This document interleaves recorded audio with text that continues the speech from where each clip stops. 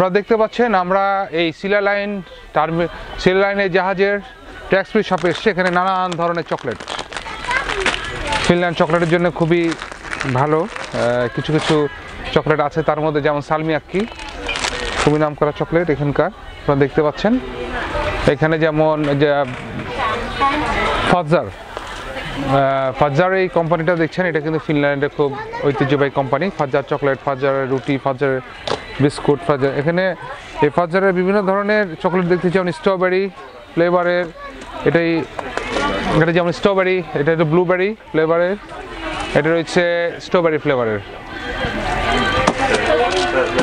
এটা রয়েছে চকলেট ফ্লেভারের। সবই ফাজারের চকলেট এখানে আর কি।